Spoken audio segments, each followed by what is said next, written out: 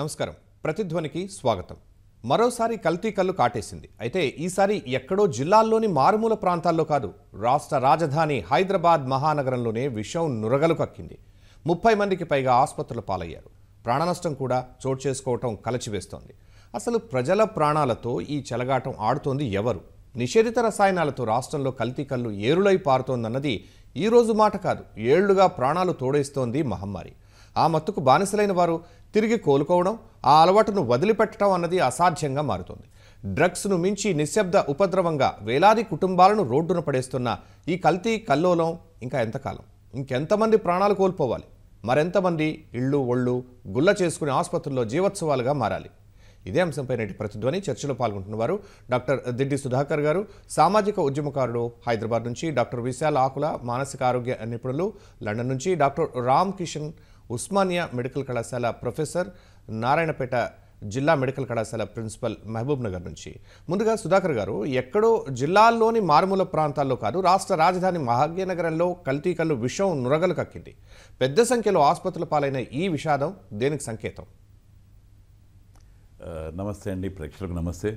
నిజంగా ఇది చాలా విషాదకరమైన ఇష్యూ అండి.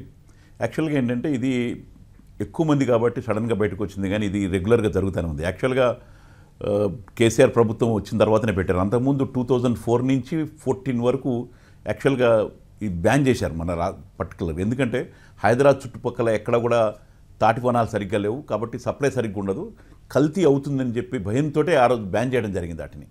ఎందుకంటే చుట్టుపక్కలంటే నడుస్తుంది, చుట్టుపక్కల 50 కిలోమీటర్ దూరంలో తాటి వనాలు ఎక్కేవాళ్ళు కూడా లేరు, తగ్గిపోయారు.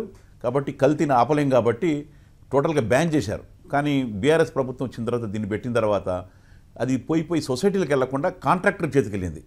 కాంట్రాక్టర్లు ఎప్పుడు లాభాలు ఆర్జించడానికి ప్రయత్నాలు చేస్తారు.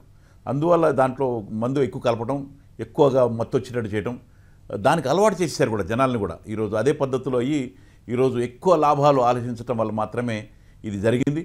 ఇది కాంట్రాక్టర్ల దోపిడీ. ఎందుకంటే వాటిని అంటే తక్కువ రేట్లో కనబడడానికి ఎక్కువ చీప్ మందులు కలుపుతారు. ఈ చీప్ మందులు చాలా దుష్ప్రభావాలు చూపెట్టాయి.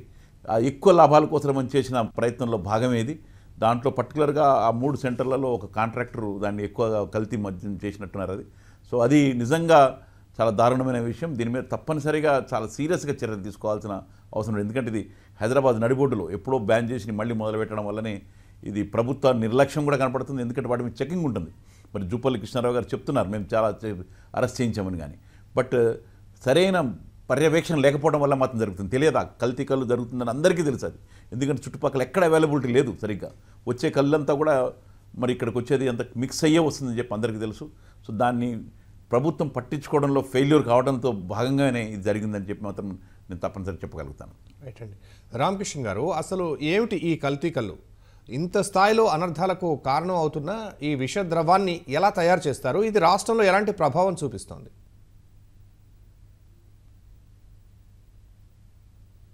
యాక్చువల్లీ మీరు చెప్పినట్లు కల్తీ కళ్ళు అనేది, నిజమైన కళ్ళు అనేది మంచి పోషకాహారం అండి.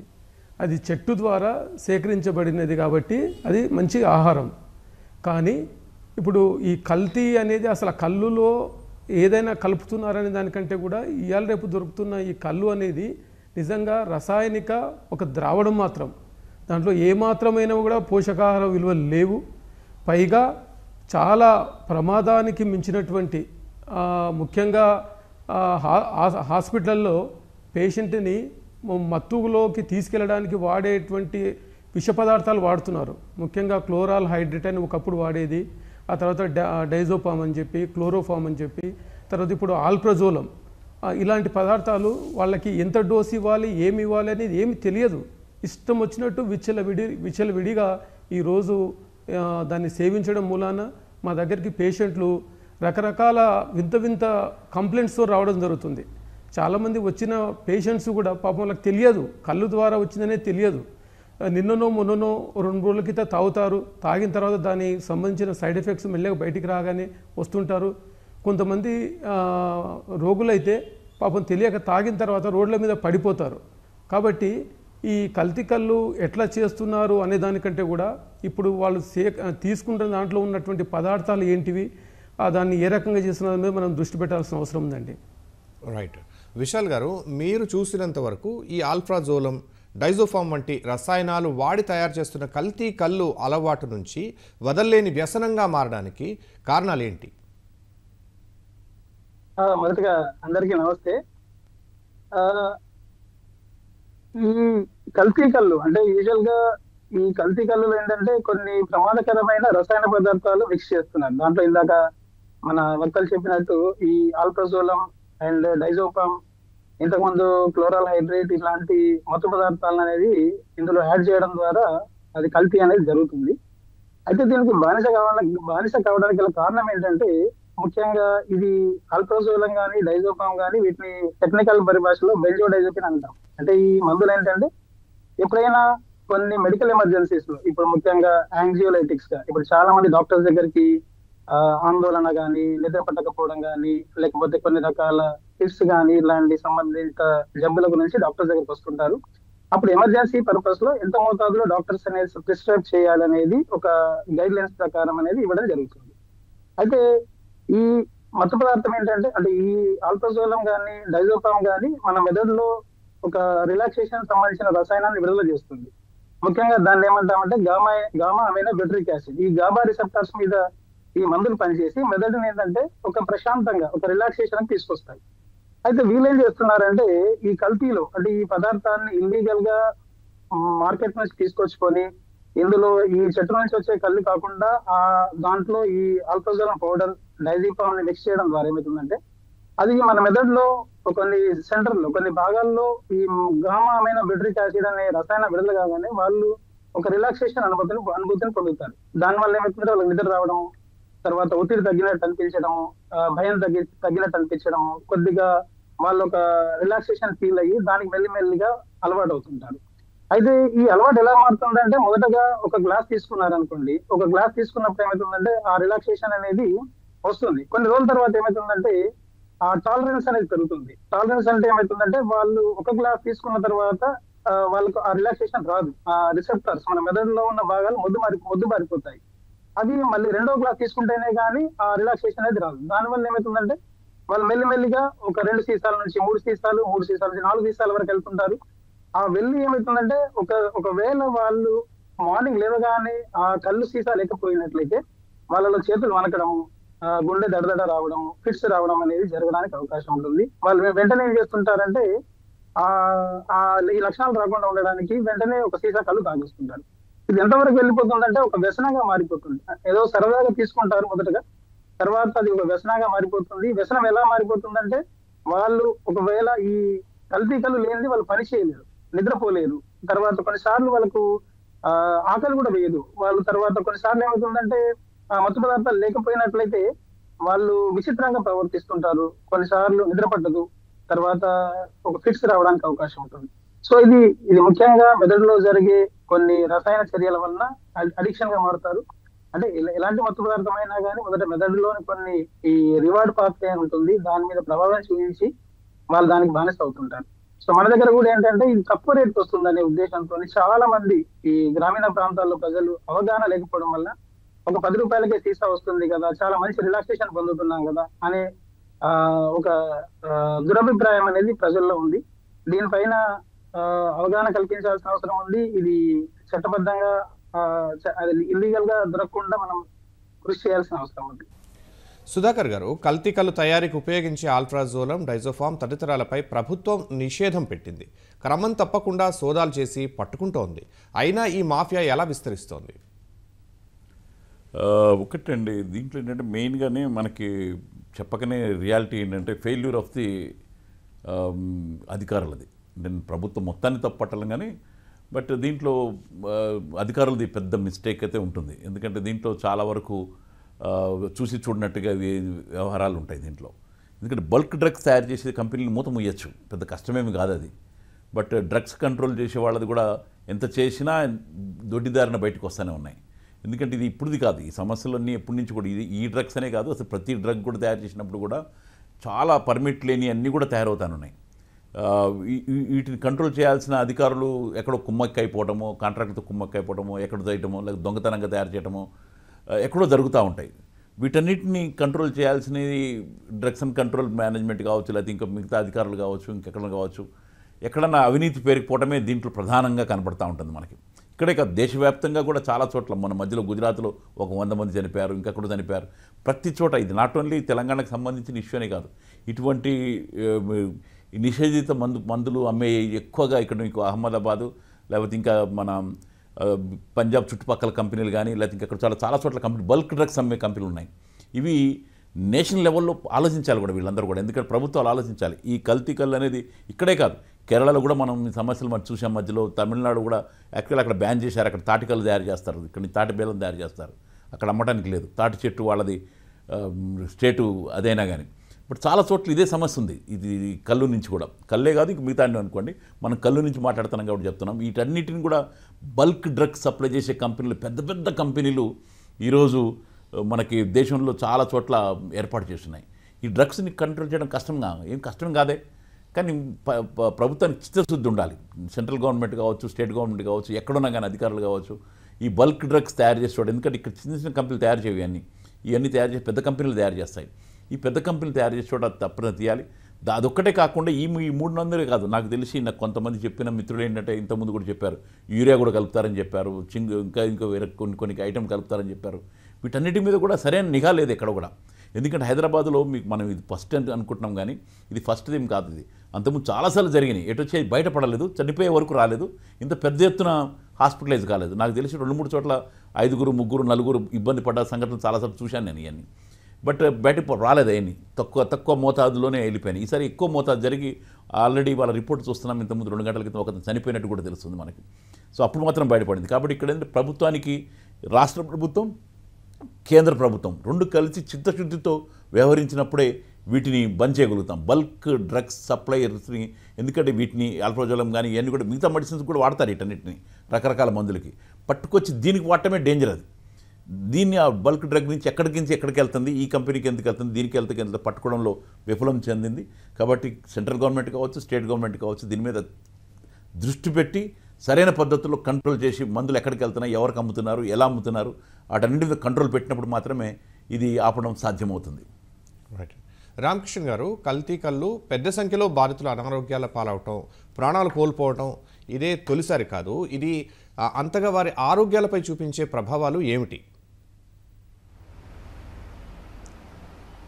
ముఖ్యంగా చాలామంది ఏమనుకుంటారంటే కల్తీ కళ్ళులో ఈ ఆల్ప్రోజోలం ఇలాంటి మందులు మనం కలుపుతున్నాం కాబట్టి అది కేవలం నాడీ వ్యవస్థ మీదనే పనిచేస్తుందనేది చాలామంది అనుకుంటారు.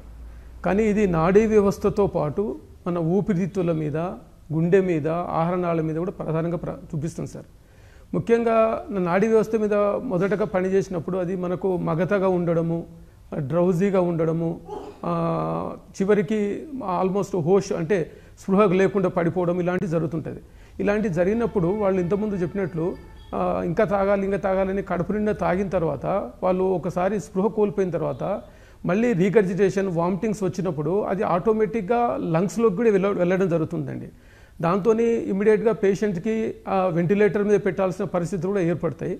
రెండవది ఏంటంటే వాళ్ళకి ఊపిరితిత్తుల వ్యవస్థ కూడా, అంటే రెస్పిరేటరీ డిప్రెషన్ అనేది ఒకటి ఉంటుంది ఈ డ్రగ్కి. ఏదైతే కల్తీ కళ్ళు మనం అనుకుంటున్నామో, ఈ ఆల్ప్రోజోలం కానీ డైజోపం కానీ, ఇవి ఊపిరితిత్తులు పని చేయకుండా ఊపిరితిత్తులని డిప్రెషన్, అంటే రెస్పిరేటరీ సెంటర్ డిప్రెషన్, అంటే శ్వాస రేటు కూడా తగ్గుతుంది, గుండె రేటు కూడా తగ్గుతుంది. కాబట్టి దీనివల్ల మనకు చాలా రకమైన సమస్యలు, అక్యూట్ సమస్యలు వస్తాయి.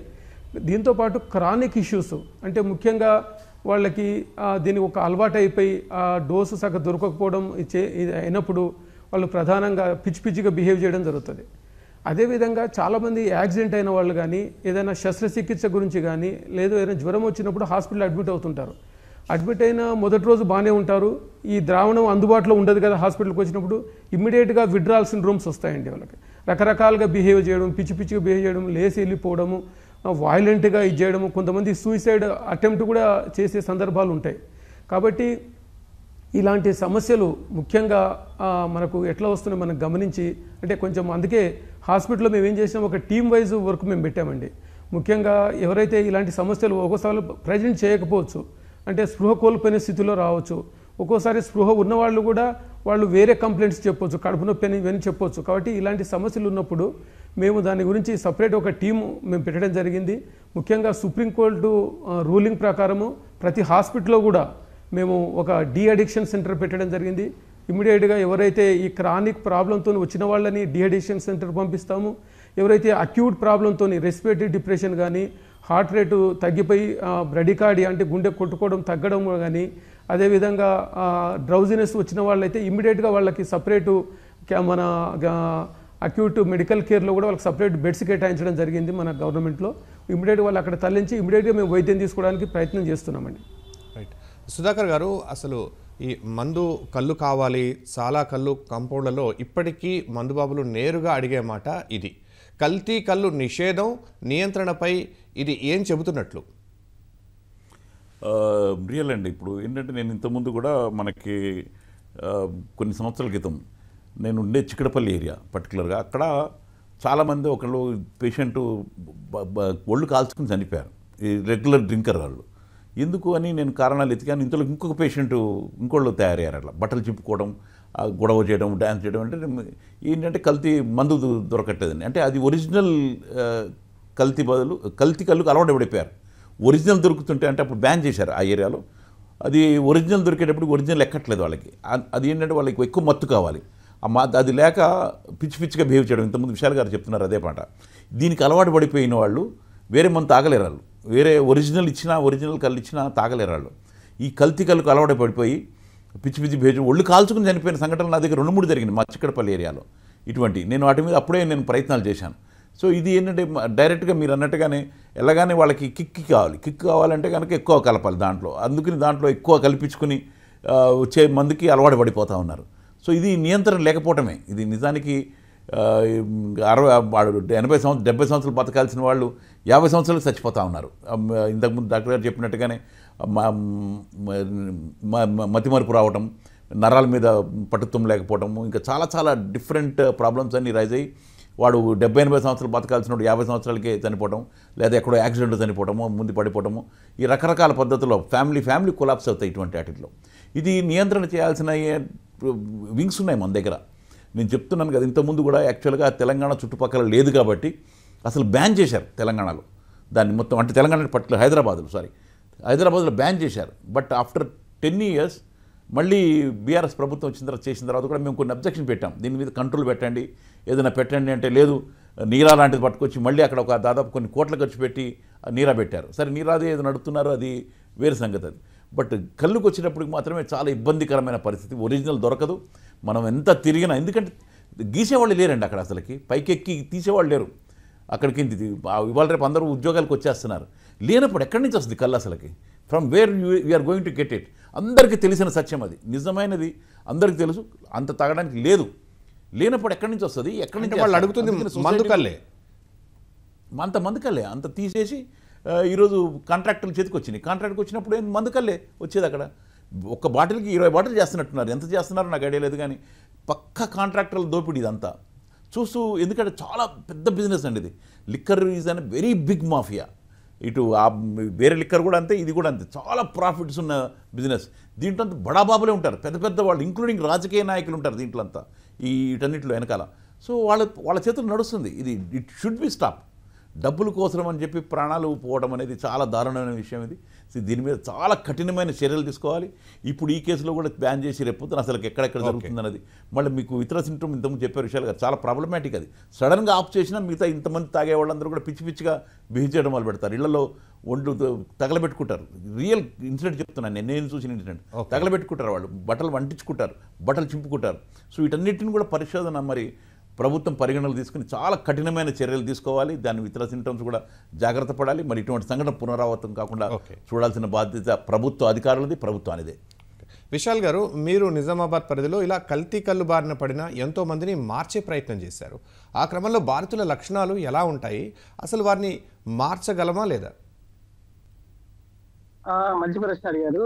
ఎందుకంటే తప్పకుండా మార్చగలుగుతాము, కానీ వీళ్ళ లక్షణాలు ఎలా ఉంటాయంటే యూజువల్ గా ఈ కల్తీ కళ్ళు ముఖ్యంగా ఇందులో ఆల్ప్రజోలం కానీ డైజోపామ్ కానీ మిక్స్ చేస్తారు కాబట్టి ఎప్పుడైతే వీటికి బానిస అవుతారో వీళ్ళు ఎప్పుడైతే ఉదాహరణకు ఆ బయటకు వెళ్తుంటారు. సాధారణంగా ఏంటంటే ఎప్పుడు మానేస్తుంటారంటే ఫంక్షన్స్ కి వెళ్ళినప్పుడు కానీ, లేకపోతే తీర్థయాత్రలకు వెళ్ళినప్పుడు కానీ, లేకపోతే కొందరు మన కంట్రీ వదిలి ఈ గల్ఫ్ కంట్రీలకు వెళ్తుంటారు. ఈ చాలా మంది కళ్ళు తాగే వాళ్ళు ఎప్పుడైతే ఒక 12 గంటలు దాటిన తర్వాత, అంటే తాగే అలవాటు ఉన్న వాళ్ళు 12 గంటల తర్వాత మొదటగా చేతులు వణకడం స్టార్ట్ అవుతుంది. తర్వాత 24 గంటలలో ఏమవుతుందంటే గుండెలో దడదడ రావడము, ఆ భయం భయం అనిపిస్తుంది. 48 గంటల్లో విత్డ్రాల్ సీజర్స్ అంటాం. అంటే ఆ 2 రోజుల లోపల ఏమవుతుందంటే వాళ్ళకు ఈ ఫిట్స్ రావడం జరుగుతుంది. ఈ 48 గంటల తర్వాత ఏంటంటే కొద్దిగా ప్రవర్తనలో మార్పు వస్తుంటుంది. వాళ్ళకి ఏంటంటే ఎవరు లేకపోయినా చెవుల శబ్దాలు వినపడుతుంటారు. అంటే వాళ్ళని వెంబడిస్తున్నట్టు, పోలీసు వాళ్ళు వెంబడిస్తున్నట్టు కానీ, లేకపోతే ఎవరు తెలియని వాళ్ళు వెంబడిస్తున్నట్టు ఆ చెవులలో శబ్దాలు వినపడుతుంటాయి. ఆ ముందర ఎవరు లేకపోయినా మనుషులు కనిపిస్తున్నట్టు, తర్వాత ఇమాజినరీ ఫిగర్స్ కనిపిస్తుంటాయి. దానివల్ల ఏంటంటే వాళ్ళు విచిత్రంగా ప్రవర్తిస్తుంటారు, తనలో తాను మాట్లాడుకుంటుంటారు. ఒక్కోసారి ఏమవుతుందంటే వాళ్ళ ఎవరో మమ్మల్ని చంపడానికి వస్తున్నారని చెప్పి ఎత్తైన భవంతుల మీద దూకడానికి ట్రై చేస్తుంటారు, లేకపోతే పక్క వ్యక్తులు గాయపరుస్తుంటారు. ఒక్కోసారి ఏమవుతుందంటే వాళ్ళు స్లో తప్పిపోతుంటారు. ఎందుకంటే వాళ్ళు మన యూజువల్ గా మన మెథడ్ ఏంటంటే కంట్రోల్ ఉండడం వల్ల జడ్జిమెంట్ పవర్ ఉంటుంది, ఓరియంటేషన్, మనం ఎక్కడ ఉన్నాము, ఎలా చేస్తున్నాం అనేది మన బ్రెయిన్ అనేది మన కంట్రోల్ చేస్తుంటుంది. ఎప్పుడైతే ఈ మత్తు పదార్థం లేకపోవడం వల్ల బ్రెయిన్ కంట్రోల్ అదుపు తప్పి వాళ్ళు తప్పిపోవడం కానీ, ప్రమాదాలకు గురి కావడం కానీ, తర్వాత కొన్నిసార్లు ఏమవుతుందంటే వాళ్ళు విచిత్రంగా ప్రవర్తించడంతో పాటు సూసైడ్ చేసుకోవడానికి కూడా అవకాశాలు ఎక్కువ ఉంటాయి.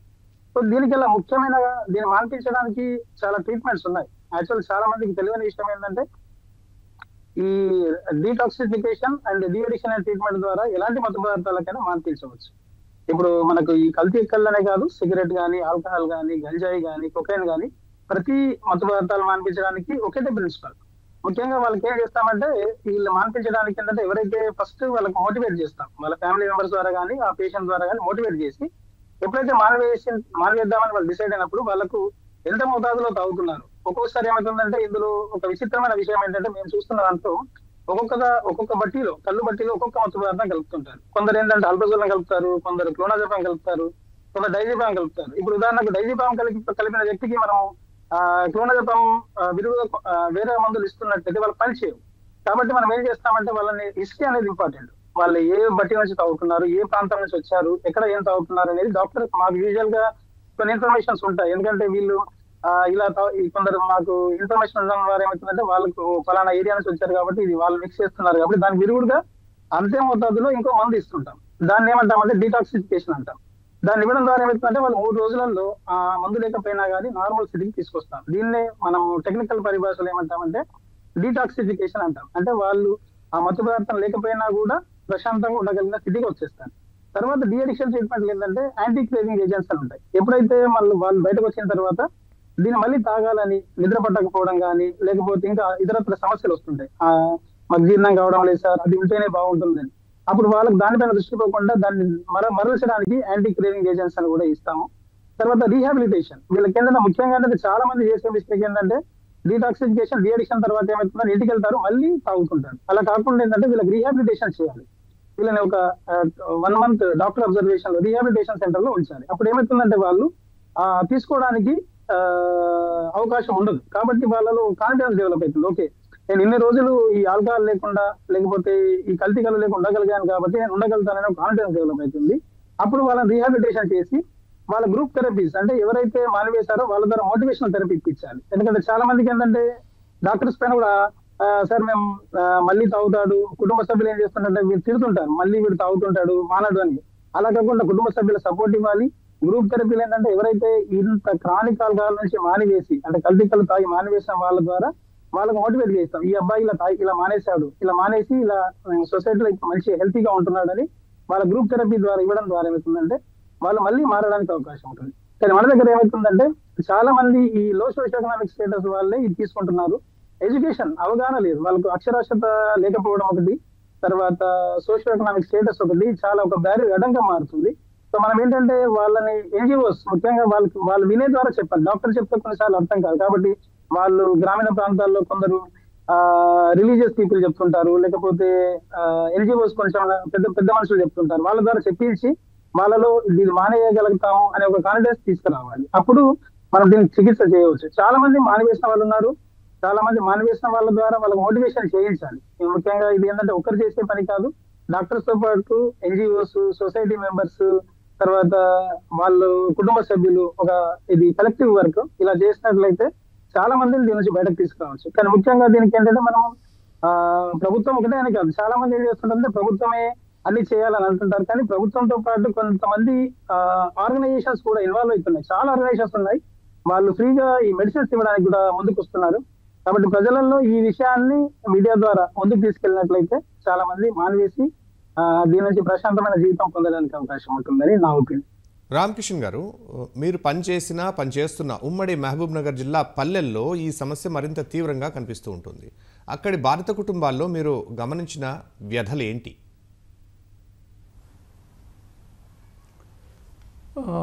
ముఖ్యంగా ఇంతకుముందు మనం అనుకున్నట్లు ఈ కల్తీ కళ్ళు అనేది పల్లెటూర్లలో వీటన్నిటిలో కూడా వాళ్ళ జీవితంలో ఒక భాగం అయిపోయింది.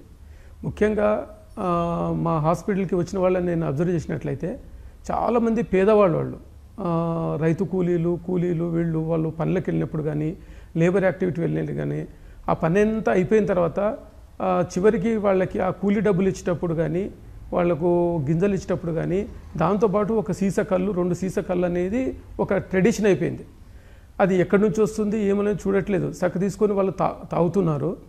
అయితే దీని ద్వారా వాళ్ళకి కేవలం ఇమ్మీడియట్గా ప్రాబ్లం వాళ్ళు తెలియకపోవచ్చు, క్రానికల్గా వాళ్ళు చాలా సమస్యలు శారీరకంగా వాళ్ళ శరీరంలో ఉన్నటువంటి నాడీ వ్యవస్థ, శ్వాస వ్యవస్థ, రక్త ప్రసరణ వ్యవస్థ, అదేవిధంగా ఆహారనాళ వ్యవస్థ, కండరాలు వీటన్నిటి డ్యామేజ్తో పాటు మానసికమైన సమస్యలు రకరకాల. అంటే ఇంతకుముందు మనం చాలామంది మన వాళ్ళు చెప్పారు, ఇప్పుడు ఏంటంటే వాళ్ళకి ఉన్నది ఉన్నట్లు కాకుండా లేనిది ఉన్నట్టు, ఉన్నది లేనట్టు, ఎవరెవరో మాట్లాడుతున్నట్టు రకరకాల సమస్యలు, ఆలోచన చేసే శక్తి తగ్గిపోవడము, ఇది మానసికమైన సమస్యలు. వీటితో పాటు వాళ్ళకి ఆర్థికంగా ముఖ్యంగా వాళ్ళ నుండి శక్తి సన్నగిల్లుతుంది, వాళ్ళు పనిచేసే శక్తి కూడా తగ్గిపోతుంది, సంపాదించుకునే టైం కూడా తగ్గిపోతుంది. అదేవిధంగా సాంఘిక సమస్యలు, వాళ్ళని ఒకసారి వాళ్ళు ఎక్కడంటే అక్కడ రోడ్డు మీద తాగి పడిపోయినట్లు ఉండడం కానీ, లేదంటే వాళ్ళకి ఇలాంటి అలవాట్లు తెలిసిన వాళ్ళు వాళ్ళ పనికి పిలవకపోవడము, చేయకపోవడము, అదేవిధంగా వాళ్ళని వెలివేయడం లాంటి సమస్యలు కూడా చాలామంది జరుగుతున్నాయి. మళ్ళీ అదే డిప్రెషన్లో మళ్ళీ తాగడము చేయడము, ఇది ఒక సైకిల్గా జరిగింది. కాబట్టి మేము ఏం చేస్తున్నామంటే మా హాస్పిటల్కి ఎప్పుడైనా పేషెంట్లు వచ్చినప్పుడు వాళ్ళు చెప్పిన కంప్లైంట్కి వాళ్ళ శరీరంలో ఉన్న బాధకి సంబంధం లేనప్పుడు డెఫినెట్గా మేము సస్పీషియస్ చేస్తాము. వీళ్ళకు డెఫినెట్గా ఏదో సైకలాజికల్ ఇష్యూస్ ఉన్నట్టని చెప్పి ఇమీడియట్గా డిఅడిక్షన్ సెంటర్ పంపించేసి వాళ్ళకి ఇంతకుముందు చెప్పినట్లు డీటాక్సిఫికేషన్, అంటే ఆల్రెడీ ఏమైనా వాళ్ళకు టాక్సిటీ ఉన్నట్లయితే దానికి సంబంధించిన మందులు ఇవ్వడం చేయడం, ఈ రకమైన వైద్యం చేయడం జరుగుతుంది. కాకపోతే ఏంటంటే ఇది ప్రధానంగా మనము ఈ రైతు కూలీలు పేదవాళ్ళలో వస్తుంది కాబట్టి దీన్ని మనం అరికట్టడానికి ప్రధానంగా మల్టీ డైమెన్షనల్గా కేవలం హాస్పిటల్స్, డాక్టర్లు, సైకాలజిస్టులు వీళ్ళే కాకుండా దీంట్లో ప్రధానంగా ప్రభుత్వం పాత్ర, అధికారుల పాత్రతో పాటు ఎన్జిఓస్, అదేవిధంగా వీళ్ళందరూ కూడా మనం తీసుకోవాలి. ప్రధానంగా ఏంటంటే ఇప్పుడు మన గవర్నమెంటు డ్రగ్స్ మీద చాలా సివియర్గా యాక్ట్ చేస్తుంది. పెద్ద పెద్ద సినిమా యాక్టర్స్ కానీ అదేవిధంగా సెలబ్రిటీస్ మీద వీళ్ళందరి మీద కూడా ఏ విధంగా అయితే నిఘా పెట్టిందో అలాంటి ప్రత్యేకమైన నిఘా పల్లెటూరులో కూడా ఉండాలి. ముఖ్యంగా పల్లెటూరులో ఉన్నటువంటి సర్పంచులు కానీ, వార్డు మెంబర్స్ కానీ, ఎన్జిఓస్ కానీ, అంగన్వాడీ వర్కర్స్ కానీ ముఖ్యంగా మహిళలని చైతన్యం చేయడం ద్వారా వాళ్ళ ద్వారా వీళ్ళని కూడా మనం మార్పించే అవకాశాలు ఉంటుంది. కాబట్టి దీని ద్వారా మాత్రమే దీన్ని మనం తగ్గించే అవకాశాలు ఉంటుందండి. విశాల్ గారు, ఈ కల్తీ కళ్ళు తీవ్రతకు డ్రగ్స్ వంటి తీవ్రమైన మత్తు పదార్థాలకు ఏమైనా తేడా ఉందా?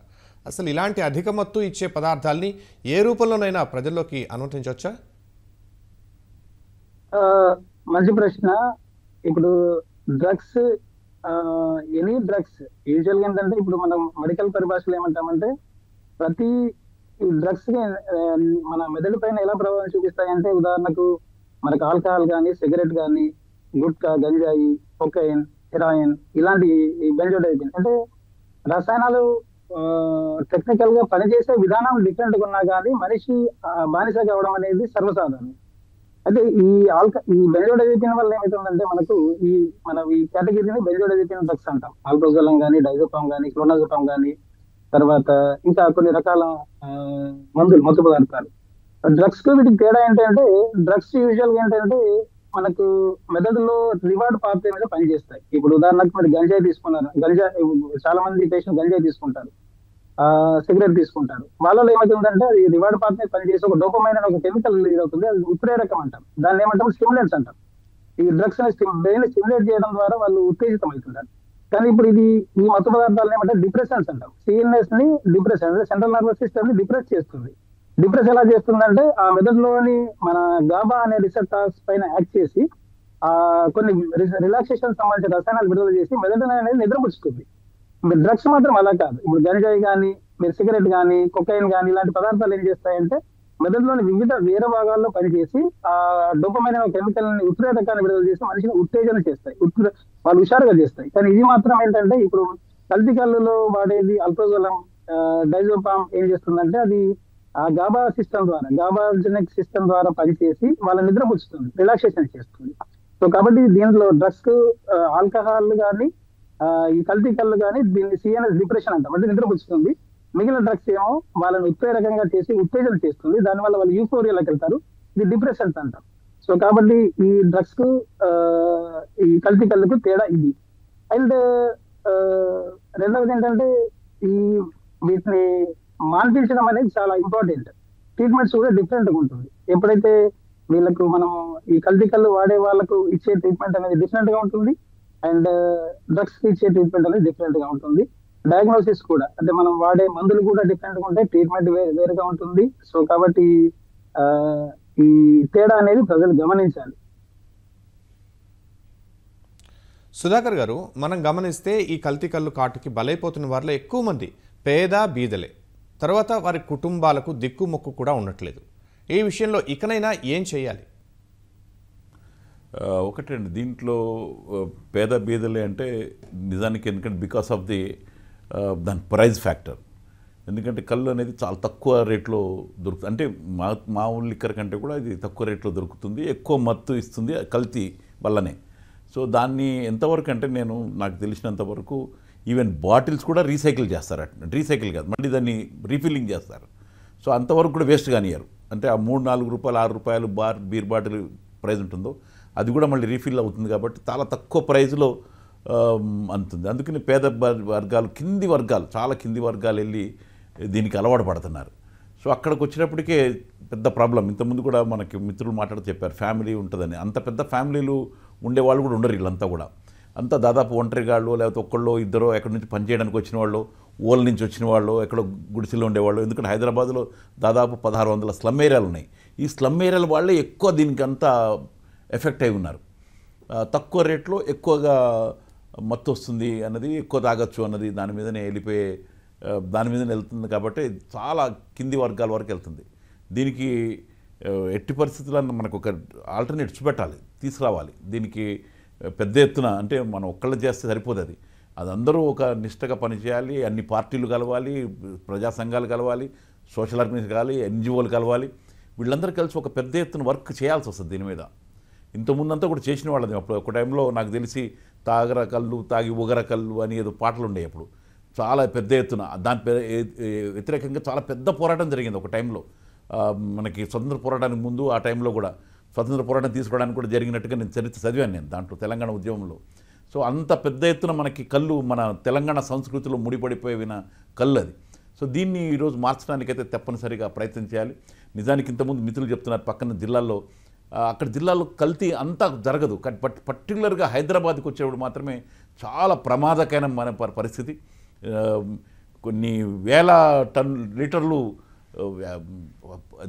తయారు చేసేస్తున్నారు, డ్రమ్ముల్లో తయారు చేస్తున్నారు. దీన్ని ఎట్టి పరిస్థితుల్లో ఆపాల్సిందే. దీనికి కఠినమైన చర్యలు తీసుకుంటే కానీ ఇది ఆగటానికి కాదు. కాబట్టి తప్పనిసరిగా ఇది బీద వర్గాలని కనీసం వాళ్ళని రక్షించడానికి ఏదో పద్ధతి చేయడానికి ఒక రీహాబిలిటేషన్ సెంటర్సు లేకపోతే వాలంటీర్సు వీళ్ళందరూ కలిసికట్టుగా పనిచేసి దీని మీద ఉక్కుపాదం మోపాల్సిందే. లేకపోతే ఇది ఇంకా ఎక్కడికి తీసుకెళ్ళిపోతుందో మనకి చెప్పలేని పరిస్థితి ఉంటుంది. కాబట్టి ఈ పద్ధతులు చర్యలు తీసుకుంటేనే మనం ఈ పేద బడుగు వర్గాల్ని కాపాడగలుగుతాం. ఎందుకంటే వాళ్ళని కాపాడితే మనకి దేశ సంపద పెరిగినట్టే. అది otherwise they will spoil the society.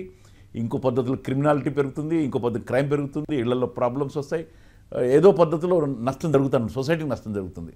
కాబట్టి దీని మీద ప్రభుత్వం చర్యలు చాలా తీవ్రంగా తీసుకున్నప్పుడు మాత్రమే దీన్ని అరికట్టగలుగుతామని మాత్రం నా దృఢమైన అభిప్రాయం. అంటే మీరు చెప్పిన దాన్ని బట్టి చూస్తే అసలు గీత కార్మికులే అంటే లేరు, ప్రస్తుతం అంతా పట్టణాలకు వచ్చారు, చదువుకున్నారు, తక్కువగా గీత అనేది ఉంది అన్నప్పుడు అసలు బ్యాన్ చేస్తే సరైన పద్ధతేనా? నేను బ్యాన్ అని కూడా అన్నానండి. ఎందుకంటే దీంట్లో నేను ఇంతకుముందు తమిళనాడు గురించి చెప్పాను. తమిళనాడు రాష్ట్రానికి వాళ్ళ చెట్టు తాటి చెట్టు అని చెప్పి నేను చదివాను ఎక్కడో, వాళ్ళ గుర్తే అది. బట్ అక్కడ కళ్ళు తాగరాళ్ళు, కళ్ళు ఈజ్ బ్యాన్. అక్కడ వాళ్ళు తాటి బెల్లం తయారు చేస్తారు. నేను తాటి బెల్లం నేను రెగ్యులర్ కొంటుంటాను, నేను రోడ్ల మీద దొరుకుతుంది తాటి బెల్లం. తాటి ప్రొడక్ట్స్ చాలా మంచి మంచి ప్రొడక్ట్స్, ఫుడ్ ప్రొడక్ట్స్ దొరుకుతాయి. తాటి ముంజలు ఈవెన్ అమెరికాలో కూడా మంచిగా అమ్ముతున్నారు, తాటి బెల్లం అమ్ముతున్నారు. ఇప్పుడు తాటి బెల్లం తయారు చేసి దాని నుంచి దెర్ ఈజ్ ఎ ప్రాసెస్. తాటి షుగరు కానీ బెల్లం కానీ. ఎందుకంటే ధర్మభీషణ్ గారు బతుకున్నప్పుడు ఆయన చాలా పెద్ద ఎత్తున ఉద్యమాలు చేశారు. నన్ను అడిగారు, సుధాకర్ ఒక కంపెనీ పెట్టండి దీని మీద బాగుంటుందని. ఆనాడే నాకు ఆయన సజెస్ట్ చేశారు. 20-30 సంవత్సరాల క్రితం సంగతి చెప్తున్నాను నేను ఇది. So there is a process. ఆ కళ్ళు తీసి ఇంకా మంచి పెద్ద ఎత్తున తయారు చేసి చెట్లు ఎక్కడానికి కూడా మిషన్లు పెట్టచ్చు. తీసి కళ్ళు తీసి తాటి బెల్లం తయారు చేయండి, ఇంకో ప్రోడక్ట్ తయారు చేయొచ్చు. హౌ వెన్ తమిళనాడు తమిళనాడు చేయగలిగినప్పుడు మనం ఎందుకు చేయలేం? అలాగే కేరళ కూడా ఒక సైంటిఫిక్ పద్ధతులు పెట్టారు. వాళ్ళు ఇంకా కళ్ళుని డిఫరెంట్ వెరైటీస్ ఆఫ్ ఫ్లేవర్స్లో మంచి తాటి క్యాంటీన్ హోటల్స్ పెట్టారు. చాలా మంచి మంచి హోటల్స్ పెట్టారు వాళ్ళు. ఒక సైంటిఫిక్ పద్ధతిలో వాళ్ళు డెవలప్ చేస్తున్నారు. అక్కడ కూడా కొన్ని ప్రాబ్లమ్స్ వచ్చినాయి. ఈ మధ్యన నేను చూశాను వాళ్ళ క్యాంటీన్స్. దాంట్లో రకరకాల వెరైటీస్ ఆఫ్ కళ్ళుని తయారు చేస్తున్నారు వాళ్ళు. అక్కడ తయారు చేసి అంటే ఫ్లేవర్స్ తయారు చేసి ఇంకా రిఫ్రెష్ చేసి ఇస్తున్నారు. ఇట్లా కల్తీ కాదు, వాళ్ళు ఇంకా రిఫ్రెష్ చేస్తున్నారు వాటన్నిటిని. అటువంటి ప్రయత్నాలు చేయొచ్చు. కానీ ఇక్కడికి వచ్చేటప్పటికి ఏమవుతుందంటే, పర్టికులర్గా తెలంగాణ హైదరాబాద్కి వచ్చేటప్పటికి మాత్రమే నేను చెప్తున్నాను ఇది. ఇక్కడ కళ్ళు చుట్టుపక్కల 50 కిలోమీటర్ల లోపల ఎక్కడ మీకు తాటి వనాలు చాలా తక్కువనేయండి, చాలా తక్కువనే, కొట్టిపడేశారు. ఎందుకంటే అన్ని ఫ్లాట్లు అయిపోయినాయి. మొత్తం everything is becoming the real estate భూమి వచ్చిన తర్వాత చెట్లే లేవు. మోరోవర్ చెట్లు ఎక్కేటోళ్ళు కూడా లేరు ఉన్నా కానీ. సో అటువంటి పరిస్థితులు ఎక్కడి నుంచి వస్తుంది? కాబట్టి దీని మీద తప్పని పరిస్థితుల్లో సీరియస్గా చర్య తీసుకోవాలి. నేను అది చెప్పడానికే ప్రయత్నం చేస్తాను. కాబట్టి ఆల్టర్నేట్, సపోజ్ తాటి చెట్లు ఎక్కగలిగే వాళ్ళు ఉంటే కనుక తాటి బెల్లం తయారు చేయండి. There is an alternate for them. డెఫినెట్గా ఆల్టర్నేట్ ఉంది, లేదనేం లేదు. సో ఇది నా అభిప్రాయం అండి.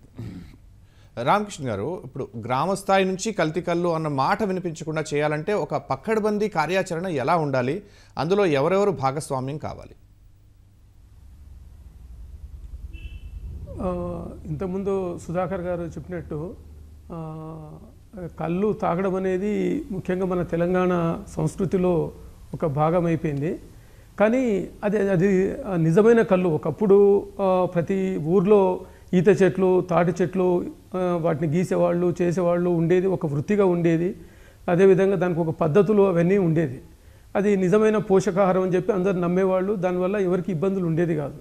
కానీ ఇప్పుడు అసలు మామూలు చెట్లే లేవు. తాటి చెట్లు ఎప్పుడో కొట్టేసినారు, మామూలు చెట్లు కూడా ఏ చెట్లు లేవు. ఇప్పుడు చేస్తున్నదంతా కూడా ఒక రసాయన ద్రావణం మాత్రమే. దాంట్లో నిజంగా చెప్పాలంటే అది కల్తీ కళ్ళనొద్దు, అది ఒక విష ద్రావణం. కాబట్టి దీన్ని మనం నివారించాలంటే ఇప్పుడు ఇంతకుముందే మనం అనుకున్నట్లు ముఖ్యంగా ప్రభుత్వము నిషా విముక్తి అని చెప్పి రకరకాల పేరుతోని పెద్ద పెద్ద ప్రోగ్రామ్స్ జరుగుతున్నది. అయితే ఇవి ప్రధానంగా పట్టణాల్లో జిల్లా కేంద్రాలకే కొంత పరిమితం అవుతుంది. మీరు అన్నట్లు గ్రామ స్థాయిలో కూడా వాటిని రావాలి అని చెప్తే ఒక స్పెషల్ ఫోకస్గా స్పెషల్ ప్రోగ్రామ్ కింద ఇప్పుడు ఈ గాంజాయి కానీ అదేవిధంగా పబ్బులలో ఉండేటువంటి డ్రగ్స్కి సంబంధించి, స్టూడెంట్స్కి సంబంధించి, యూనివర్సిటీకి సంబంధించి ఏ విధమైన ఫోకస్ పెట్టి చాలా పకడ్బందీగా దాన్ని నివారించగలుగుతున్నారో అదే రకంగా మనం పల్లెటూరులో కూడా గ్రామ స్థాయిలో సర్పంచ్ వాళ్ళ అధ్యక్షతన కానివ్వండి, వివిధ పార్టీలు కానివ్వండి, యువకులు కానివ్వండి, మహిళలు కానివ్వండి, వాటితో పాటు అక్కడ ఉన్నటువంటి సబ్ సెంటర్లో ఉన్నటువంటి ఈ అక్కడ ఆయుర్వేదిక్, అలోపతిక్ డాక్టర్స్, వెల్నెస్ సెంటర్లో వాళ్ళని, అంగన్వాడీ వర్కర్స్ని, వీళ్ళందరినీ ఒక కమిటీలాగా చేసేసి వాళ్ళందరినీ ఎడ్యుకేట్ చేయడం ద్వారా మాత్రమే మనం చేయొచ్చు. రెండవది ఎక్సైజ్ అధికారులు ప్రధానంగా ఊర్లలో ఉన్నటువంటి వాళ్ళందరికీ తెలుసు ఎక్కడి నుంచి ఇది వస్తుంది, ఎక్కడ తయారు చేస్తున్నారు. ఇప్పుడు పట్టణాల్లో అంటే ఐడెంటిఫై చేయడం, వెతకడం కష్టం అనుకోవచ్చు, అలాంటి చోటున పట్టుకుంటున్నారు. పల్లెటూరులో చిన్న చిన్న ఊళ్ళో తెలుస్తుంది ఎక్కడ తయారవుతుంది, ఎక్కడి నుంచి వస్తుంది, ఎప్పుడు ఎట్లా అవుతున్నది, ఎవరు తీసుకుంటున్నారు, చాలా అన్నీ తెలుస్తుంది. కాబట్టి దీన్ని ఒక స్పెషల్ డ్రైవ్ కింద, ఒక ప్రోగ్రామ్ కింద మనం పెట్టుకొని ఎవరైతే కళ్ళు అంటే కల్తీ కళ్ళు తాగని వాళ్ళు ఎవరైతే ఉంటారో వాళ్లకు సపరేట్గా వాళ్ళకు ఒక ఫెసిలిటేట్ చేయడము, లేదు అంటే అట్లా ఎవరైనా పట్టుబడినట్లయితే వాళ్ళకు ఫైన్స్ వేయడము, అదేవిధంగా పెద్ద పెద్ద శిక్షలు కాకుండా, ఎందుకంటే పాపం వాళ్ళంతా కూడా చాలా పేదవాళ్ళు, తెలియక చేయక వీళ్ళంతా చేస్తున్నారు, అదొకటి. తర్వాత ఈ పల్లెటూరులో ఉన్నటువంటి కల్చర్ ఏదైతే ఉందో, ముఖ్యంగా కూలికి వెళ్ళినప్పుడు కానీ లేబర్ పనికి వెళ్ళినప్పుడు కానీ వాళ్ళు సాయంత్రం కాగానే కూలితో పాటు 2 సీసాల కళ్ళు అని చెప్పి ఆ పని దగ్గరకు వచ్చిన యజమాని ఇస్తుంటాడు. అలాంటి కల్చర్ అవన్నీ కూడా మనం తీసేయాల్సిన అవసరం ఉన్నది. కాబట్టి దీంతోపాటు కొంచెం బిహేవియరల్ చేంజెస్, అంటే దాని ద్వారా వచ్చే ఉపద్రవాలు ఏవైతే ఉన్నాయో వాటన్నిటిని వాళ్ళకి వివరించడము, ముఖ్యంగా ఈ కళాజాత చాలా ఇవన్నీ ఉన్నాయి సోషల్ యాక్టివిటీస్, వాటి ద్వారా కూడా వాళ్ళని జాగృతం చేయడము, దీని ద్వారా మాత్రం మనం పల్లెటూరులో రాకుండా చేయొచ్చు సార్. ప్రధానంగా ఏంటంటే వాళ్ళలో మార్పు రావాలి, వాళ్ళలో పరివర్తన రావాలి, అంతే తప్ప మనలో పరివర్తన రానంత వరకు మనము పైనుంచి ఫోర్సెస్ కొంతమేరకు మాత్రమే పనిచేస్తాయి. అంతేగాని మళ్ళీ పేదోళ్ళ మీద తాగిన చెప్పి కేసులు పెట్టి అవన్నీ పెట్టి భయభ్రాంతులకు గురి చేయకుండా వాళ్ళలో జాగృతం చేసి ఈ కమిటీస్ తీసుకొచ్చి దానికి ఆల్టర్నేట్గా ఇప్పుడు ఏదైతే ఆహ్లాదకరమైన ద్రావణాలు ఏదైతే ఉన్నాయో, ముఖ్యంగా కొబ్బరి నీళ్ళు, ఇవి తాటి చెట్ల బదులు కొబ్బరి చెట్లు, వాటిని పెంచి కొబ్బరి నీళ్ళు ఇవ్వడం కానీ, అదేవిధంగా పళ్ళ రసాలు ఇవ్వడం కానీ, ఇలాంటి ఆల్టర్నేట్ ఏదైనా మనం చూపించగలిగితే డెఫినెట్గా దీన్ని మానుకునే అవకాశం ఉంటుంది. రైట్ అండి. విశాల్ గారు, కల్తీ కల్లుకి బానిసలైన తర్వాత ఆ అలవాటును మాన్పించలేక గొలుసు తాళ్లతో కట్టేయాల్సిన ఉదంతాలు ఎన్నో చూసాము. ఈ రీహాబిలిటేషన్ సెంటర్లు ఎన్నున్నాయి, వాటి నిర్వహణ ఎలా ఉంది, ఏ కేసులు అక్కడికి వస్తూ ఉంటాయి? మీరు అన్నట్టు ఏంటంటే ఈ కల్తీ కళ్ళు బాధితులలో ముఖ్యంగా ఏంటంటే వాళ్ళ అబ్నార్మల్ బిహేవియర్ అనేది ఉంటుంది. వాళ్ళు ఏంటంటే ఎప్పుడైతే ఈ కల్తీ కళ్ళు దొరకనప్పుడు, ముఖ్యంగా కల్తీ కళ్ళు మానేసినప్పుడు వాళ్ళలో ఒక విచిత్ర ప్రవర్తన వస్తుంది. ఆ ప్రవర్తనలు ఏంటంటే మనం వాళ్ళని కంట్రోల్ చేయడానికి చాలా మంది ఏం చేస్తుంటారు, గొలుసులతో బంధించడం కానీ చేస్తుంటారు. ముఖ్యంగా ఇలాంటి గొలుసులతో బంధించడం కానీ, తర్వాత లేకపోతే వాళ్ళని టై చేయడం కానీ చేస్తుంటారు. ఇది యాక్చువల్ గా ఇది కరెక్ట్ కాదు. వాళ్ళని ఫస్ట్ ఆఫ్ ఆల్ ఏదన్నా బాగా ఇబ్బంది అయినప్పుడు, ముఖ్యంగా చాలా ఇబ్బందిగా మారినప్పుడు వాళ్ళని కొద్దిగా రిస్టోర్ చేయడానికి ఐసీయూలలో, ముఖ్యంగా ఎమర్జెన్సీలో ఐసీయూలలో వాళ్ళని టై చేయడం అనేది జరుగుతుంది, కానీ గొలుసులతో బంధించడం అనేది కరెక్ట్ కాదు. సో దీన్ని ముఖ్యంగా నివారించాలి. తర్వాత దీనికి ఏంటంటే మనకు ట్రీట్మెంట్ చేసే సమయంలో చాలా మందిలో ఏంటంటే డిఅడిక్షన్ సెంటర్లలో ఈ ప్రోటోకాల్ తెలియక వాళ్ళని టై చేయడం అనేది జరుగుతుంది. దీన్ని మేము యాజ్ ఎ సైకాట్రిస్ట్ గా నేను దాన్ని ప్రోత్సహించను. రెండవది, చాలా డిఅడిక్షన్ సెంటర్, ఇప్పుడు ప్రతి మెడికల్ కాలేజ్లో డిఅడిక్షన్ సెంటర్స్ ఉన్నాయి. యూజువల్ గా ప్రతి మెడికల్ కాలేజ్ లో ఇప్పుడు డిఅడిక్షన్ సెంటర్స్ అనేవి అందుబాటులో ఉన్నాయి. ఈవెన్ ప్రతి ప్రభుత్వ వైద్య కళాశాలలో దానికి అనుబంధంగా డిఅడిక్షన్ సెంటర్స్ ఉన్నాయి. అంతేకాకుండా ఎన్జిఓస్ కూడా, చాలా ఎన్జిఓస్ కూడా డిఅడిక్షన్స్ రన్ చేస్తున్నాయి. మన హైదరాబాద్ సరౌండింగ్ ప్రాంతాలలో చాలా మట్టుకు ఎన్జిఓస్ అనేవి డిఅడిక్షన్ సెంటర్స్ రన్ చేస్తున్నాయి. సో కాబట్టి ఈ డిఅడిక్షన్ సెంటర్స్ విషయం అనేది పబ్లిక్ అంటే మీడియా ద్వారా జనాలకు రీచ్ కావడం అనేది ఇంపార్టెంట్. దాని ద్వారా రీచ్ అయినప్పుడు ఏమవుతుందంటే వాళ్ళు ఫలానా డిఅడిక్షన్ సెంటర్కి వెళ్ళి ట్రీట్మెంట్ చేయించుకోవాల్సిన వాళ్ళలో ఇంట్రెస్ట్ పెరుగుతుంది, తర్వాత అవగాహన పెరుగుతుంది.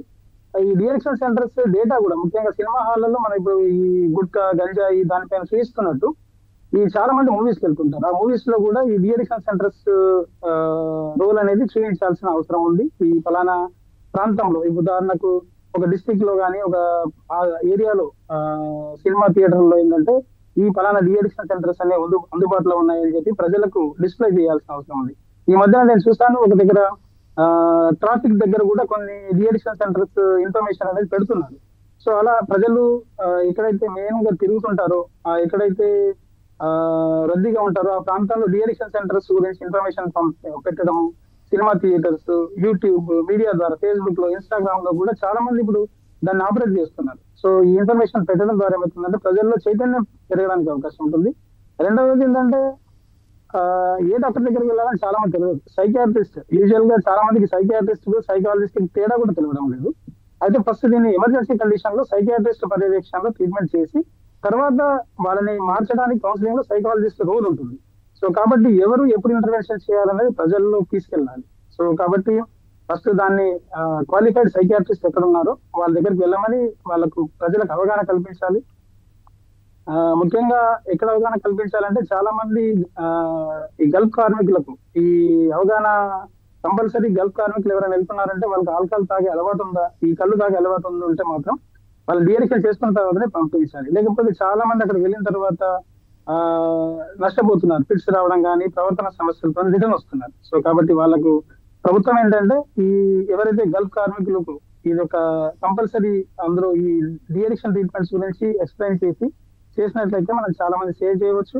తర్వాత ఇన్ఫర్మేషన్ చాలా మందికి పంపించి ప్రజల్లో చైతన్యం తీసుకొస్తే అందులో కొద్ది మంది అయినా మారడానికి అవకాశం ఉంటుంది. ఎందుకంటే చైతన్యం అనేది ఒకే రోజు రాదు. మనం ప్రయత్నం చేస్తుంటే చాలా మందిలో ఎవరైతే మారదాం అనుకుంటున్నారో వాళ్ళకి ఇన్ఫర్మేషన్ అనేది యూజ్ అవుతుందని నా ఒపీనియన్.